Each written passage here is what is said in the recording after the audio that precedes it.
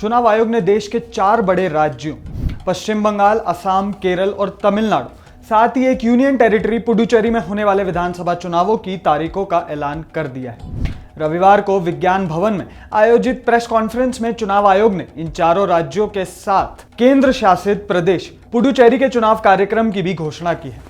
इसके साथ ही सभी राज्यों में आदर्श आचार संहिता लागू हो गई है और राजनीतिक दलों ने अपनी चुनावी तैयारियां तेज कर दी है। बात करें असम की, तो राज्य की सभी 126 विधानसभा सीटों पर एक ही चरण में 9 अप्रैल को मतदान होगा, जबकि मतगणना 4 मई को की जाएगी। पिछले विधानसभा चुनाव में यहां एनडीए को स्पष्ट बहुमत मिला था। एनडीए ने कुल 75 सीटें जीती थी, जिसमें भाजपा को 60, एजीपी को 9 और यूपीपीएल को 6 सीटें मिली थी। वहीं कांग्रेस गठबंधन को 50 सीटें मिली थी, जिसमें कांग्रेस के खाते में 29, एआईयूडीएफ को 16 और अन्य साथियों को 5 सीटें मिली थी, जबकि 1 सीट अन्य के खाते में गई थी। पिछले 10 साल से राज्य में भाजपा की सरकार है और इस बार पार्टी तीसरी बार सत्ता में लौटने की कोशिश कर रही है। भाजपा ने इस चुनाव में 100 से ज्यादा सीटें जीतने का लक्ष्य रखा है। वहीं भाजपा को रोकने के लिए कांग्रेस ने करीब 10 दलों के साथ गठबंधन किया। बात करें पश्चिम बंगाल की, तो यहां कुल 294 विधानसभा सीटें और इस बार चुनाव 2 चरणों में होंगे। राज्य में 23 अप्रैल और 29 अप्रैल को मतदान कराया जाएगा, जबकि मतगणना 4 मई को ही होगी।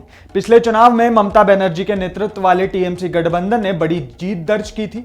टीएमसी गठबंधन को 216 सीटें मिली थी, जिनमें टीएमसी को अकेले ही 215 और आईएसएफ ने 1 सीट जीती थी। वहीं एनडीए को 77 सीटें मिली थी, जिनमें सभी सीटें भाजपा के खाते में गई थी, जबकि 1 सीट अन्य के खाते में गई थी। पश्चिम बंगाल में पिछले 14 साल से ममता बनर्जी मुख्यमंत्री हैं और अगर 2026 के चुनाव में भी टीएमसी जीतती है तो वह लगातार 4थी बार मुख्यमंत्री बन जाएंगी। इस चुनाव में भी भाजपा को उनकी सबसे बड़ी चुनौती माना जा रहा है।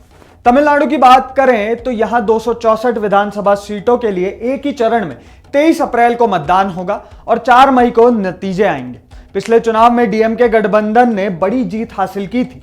डीएमके गठबंधन को कुल 159 सीटें मिली थी, जिनमें डीएमके को 133, कांग्रेस को 18, वीसीके को 4, सीपीआई को 2 और सीपीआईएम को 2 सीटें मिली थी। वहीं एनडीए को 75 सीटें मिली थी, जिनमें एआईएडीएमके को 66, पीएमके को 5, भाजपा को 4 सीटें मिली थी। इस बार तमिलनाडु में मुख्य मुकाबला डीएमके गठबंधन और एनडीए के बीच माना जा रहा है। बात करें केरल की, तो यहां कुल 140 विधानसभा सीटें हैं और चुनाव एक ही चरण में 9 अप्रैल को कराया जाएगा, जबकि मतगणना 4 मई को ही होगी। पिछले चुनाव में वामपंथी गठबंधन एलडीएफ ने शानदार प्रदर्शन करते हुए 99 सीटें जीती थी। इनमें सीपीआईएम को 62 सीटें, सीपीआई को 17, केरल कांग्रेस एम को 5 और अन्य सहयोगियों को बाकी सीटें मिली। वहीं कांग्रेस के नेतृत्व वाली यूडीएफ को 41 सीटें मिली थी, जिनमें कांग्रेस को 21, आईयूएमएल को 15 सीटें मिली थी। भाजपा के नेतृत्व वाला एनडीए यहां एक भी सीट नहीं जीत सका था। इस बार भी केरल में मुख्य मुकाबला एलडीएफ और यूडीएफ के बीच रहने की संभावना है। बात करें पुडुचेरी की, तो यहां 30 विधानसभा सीटों में एक ही चरण में 9 अप्रैल को चुनाव होगा। 4 मई को मतगणना होगी। पिछले चुनाव में एनडीए ने यहां 16 सीटों के साथ सरकार बनाई थी, जिनमें एआईएनआरसी को 10, भाजपा को 6 सीटें मिली थी। यूपीए को 8 सीटें मिली थी, जिनमें डीएमके को 6 और कांग्रेस को 2 सीटें मिली, जबकि 6 सीटें अन्य और निर्दलीयों के खाते में गई थी। चुनाव आयोग के कार्यक्रम के ऐलान के साथ ही इन सभी राज्यों में आदर्श आचार संहिता लागू हो गई है। अब सरकारें कोई नई योजना या बड़ी घोषणा नहीं कर सकेंगी।